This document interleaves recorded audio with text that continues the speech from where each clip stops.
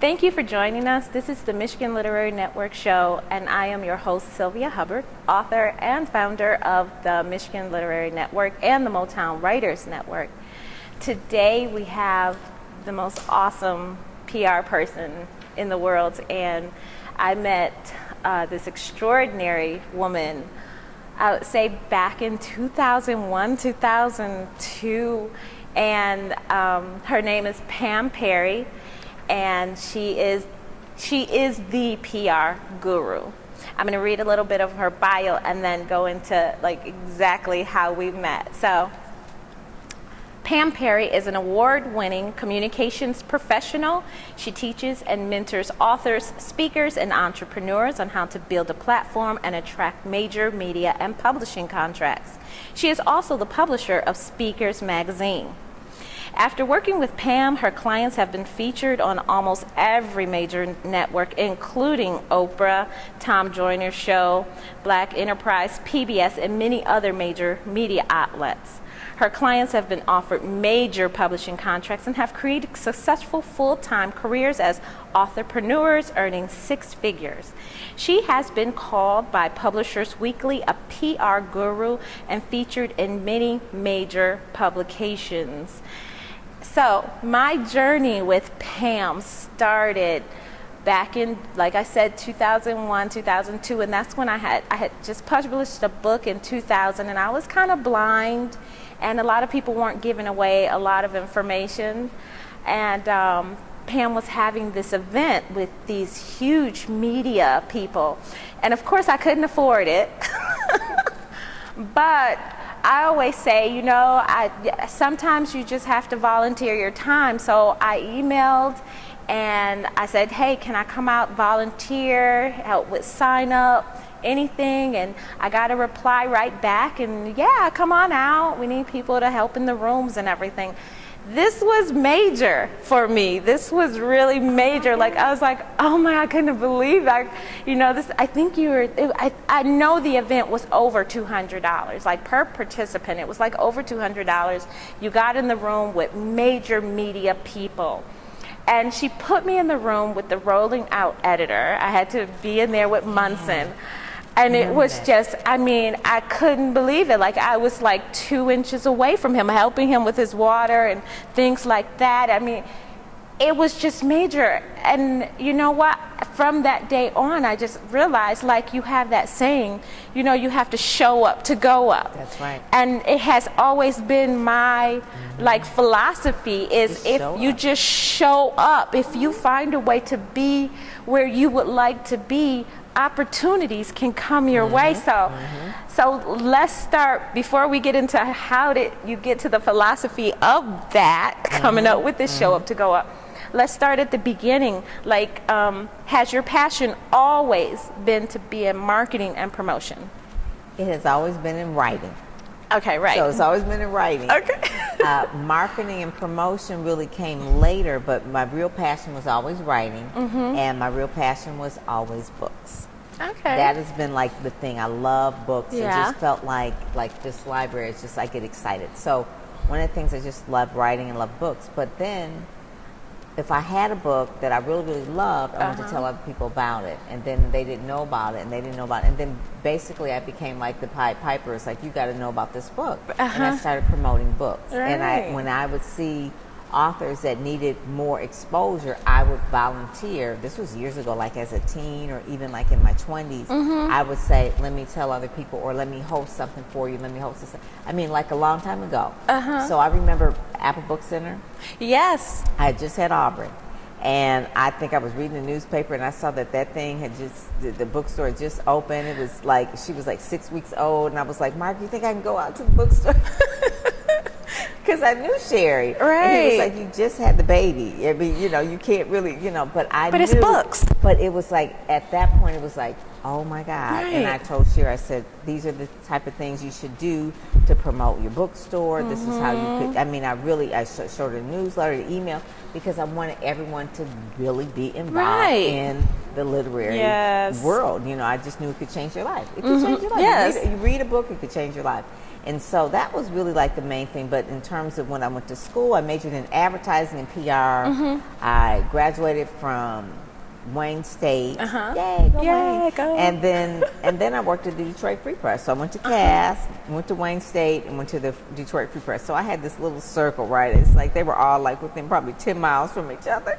And it was just like, okay, we got to break out of this. So basically at that point I said, you know, I like to work with more international type of clients. Right. And so that's when I really started working with the Salvation Army, international organization, and learned a little bit more. And you know, just that's where I had the passion for ministry marketing at that point. Okay. Then became Christian author. So you kind of could see where it just kind of flowed, niched down. Yeah, it just kept flowing down. to connect one another. And then Black Christian authors. So yeah, it even niched down. Then Black women Christian. You know, so you niche it down. It's like you know where your favorite ones where are. you get to where you want to be, and you can just I can work with them. Yep. Okay, so so then you started creating more successful authors, starting working with them. So what has been your biggest challenge in working with authors? I would think a lot of them thinking that I just need an agent and I just need some go on Oprah because I write really well. And it's like it's so much more in between you getting to Oprah or you getting an agent. It's a lot of things. So I think education, they just don't know the industry. I said, just like anything, you don't get into it unless you know the industry. So I advise them to join writers groups, go to writers conferences, network sometimes, read Writers Digest, understand the lingo, go to other book authors signings to know what a real signing looks like. Thank you. It's amazing how someone will write a book and they've never been to anyone else's signing, so then they want to hold a signing and then they don't even know what a signing looks like or what that. So that whole thing of not having, if you write and you write in a cave almost, and then but you do have to be involved in the market, the marketing of it. And so it's almost like you're schizophrenic and you have to be an introvert in order to write, but then you have to be an extrovert in order to promote. Because I always say, like Omar Tyree said one thing, he said, writers are introverts, but authors are introverts pretending to be extroverts. Right, exactly. And you literally have to do that because now people buy people. And as we can see from our last election, people literally buy people and people support people. It's not, yes, you do have your product, but you also have to have that author in front of it. And that's what they want now. And that they don't. It wasn't like that before. Right. Like we met in like 2000 or so, and self-publishing was relatively new. Right. But I had to teach authors at a certain point in time that you have to connect directly with the reader. Right. And that was new to them. And so during that time, Facebook wasn't as big then. Right. So it was like MySpace. And I remember having my daughter like really setting up MySpaces for my authors so that they can actually connect with, and they were scared. They were like, I don't want to do that. I have to now write and do this online stuff. I said, yes, you have to do that. Right. I said, because you have to connect with your reader. And then the readers became like the lifeblood to them, like really like, they oh are. my God, I can hear back and forth like what they really like, what they don't like. Victoria Christopher Murray, Jackie, I can't think of the other one, Jackie Thompson, but all of them, Venus, Mason Reese, all of them then began like just really setting up pages, connecting with their authors, hearing the feedback, doing newsletters, doing email newsletters, and they were hearing real feedback. And I said, doesn't that help your writing career? To hear what they like and what they don't like? They were like, yes, it does. It does. It's a lot better than being in a cave and just thinking like, oh, I'm just going to come out whenever I will have a signing. I mean, they want to hear about you all year long. Trudge out like a troll. Look under the bridge. What do you want? That was really like the main thing. And authors just really have to know to connect with other authors as well. They're not in competition. People read more than one book. Thank you. Say, Thank you. You can read my book and Sylvia's book. Right. You're not going to just read You're my not book. taking anything away from me. Right. And I do promote that, especially with Motown Writers Network. I'm like, hey, find another author in your genre close by. You guys just bounce Yes. off each other. Hey, promote her 1 month, promote you 1 month. Yes. You are not going to lose any readers. No. You're actually going to gain more readers. Yes. I don't know. It could be just us. I don't know. So let's discuss the show up to go up strategy. Well, one of the main things is that when I was just getting into the field and wanted to learn more about Christian writers, I would go to Christian writers groups, and I would meet agents and the publishers. That's where I got a lot of my clients. And so I would always be like the only African American there. They were a lot of evangelical. They weren't necessarily like Kojic or Baptist. They were very evangelical. And I would be like, why am I the only one here? I said, I learned so much. I mean, I learned Right. all the resources, all the agents. I mean, it was like they were holding secrets. Right. And I said, they're not secrets. It's just, you just got to show up and they'll give it to you. Right. That's what I learned. And so that's where it really says you just have to show up and go up. I mean, they would be far. They would be in Grand Rapids, so they weren't being like in exciting places. Or Right. they would be in Minnesota, or they would, I mean, they weren't in like Toledo or, so they Yeah. weren't like really like urban areas. Right. They would just but be in little. they were little cities where you would go, and it would be like a lot of older white people. I would Right. say like just senior citizens, but they were very nice, and they had all this information. Right. And I was like, oh, okay. So, and actually, I would make the one conference we would go to. Kim Brooks went with me, and she actually met her agent there, which led to her Harlequin Yeah. book deal. Uh-huh. But she wouldn't have gotten it if she hadn't showed up. Right. Definitely. Yeah. And that's just really important. I think that that's the mainstay of authors now is that, like you said, get out of your cave. Go talk to people, network with people, even out of your genre, out of your city, out of your comfort zone. Yes, it you was. have to get uncomfortable in order to get where you are. And if you can't afford it, do what Sylvia did. Just write the conference organizer and say, hey, I really want to support your conference as a volunteer. Do you have any opportunities? And more than Right. likely they'll say, yeah, come on. Most of the time, I would say 99% of the time, whenever I've asked somebody and I didn't, because, I was a single mom with 3 kids that I know of. So I would try to, say, okay, I really can't afford it, but I want to go and be a part of that just atmosphere of that. So 99% of the time, whenever I have asked, they have said yes. And, and like my mom said, the worst thing they can say is no. And that's just a little maybe. Right. And you just got to word it a different way. Right. But that is one of the main things. So if there's a will, there's a way. Right. There's a will, there's a way. So Definitely. you gotta show up.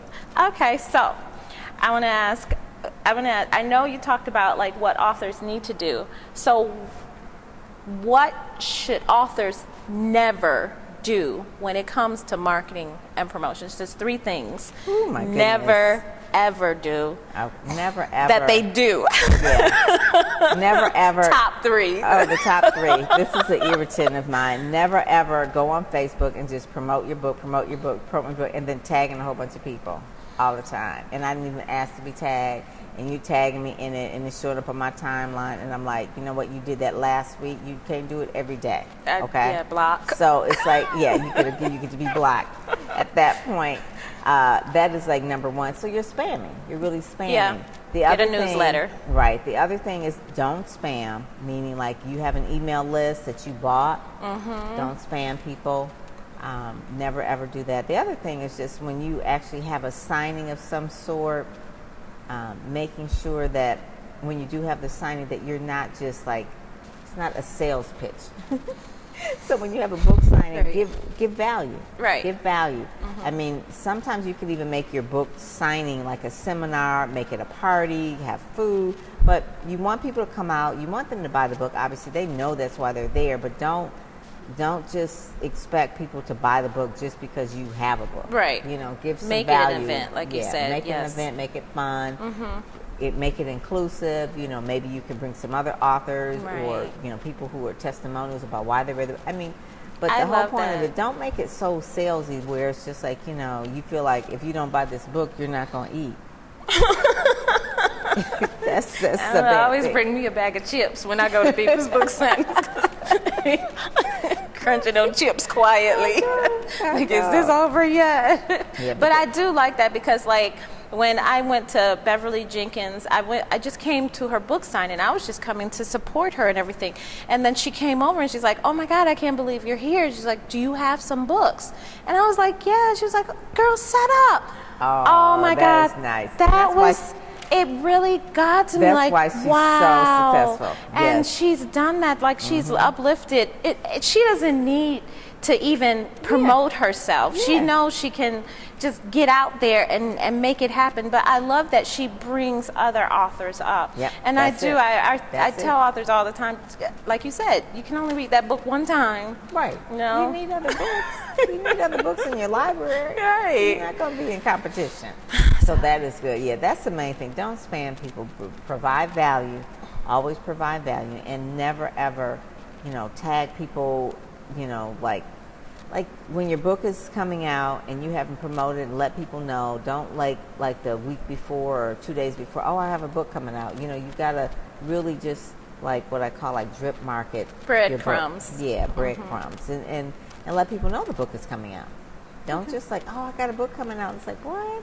At least so people say, "Well, how long should I promote the book before the book actually comes out?"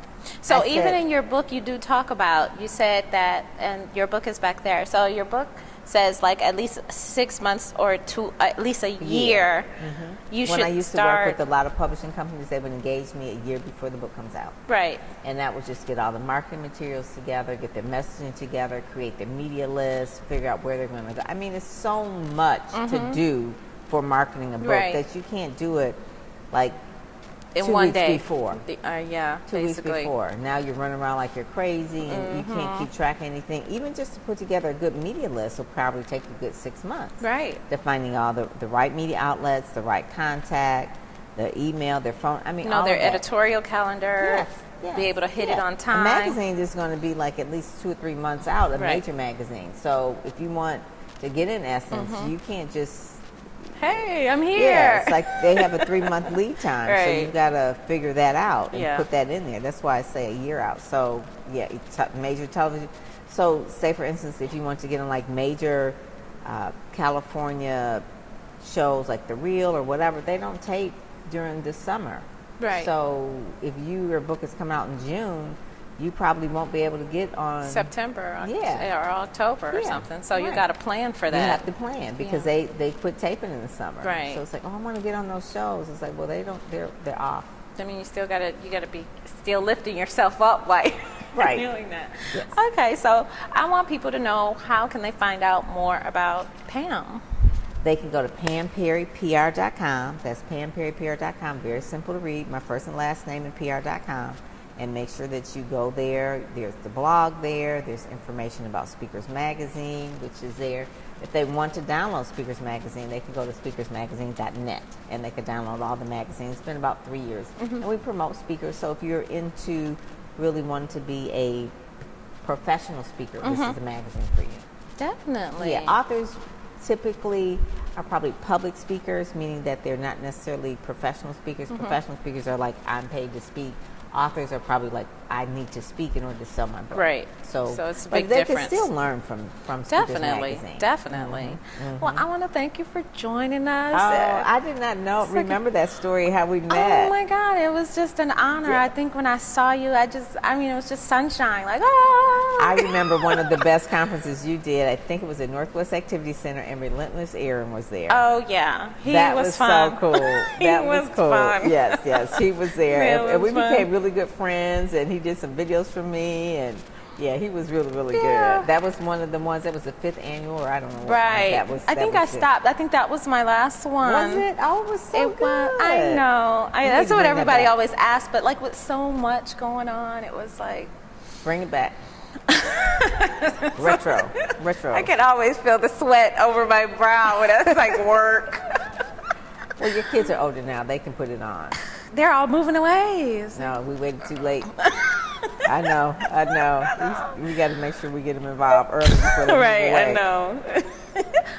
Thank you for joining us today, and I want you guys to please go visit PamPerryPR.com. Sign up for the newsletter. It's vital. She has great articles, great blog posts, great videos, great, oh my God, just audio. I mean, and then it's the 5-course that they can download. Forgot about that. Her website is filled with information for authors, for writers, everyone. Just go and support, and thank you guys for joining us today.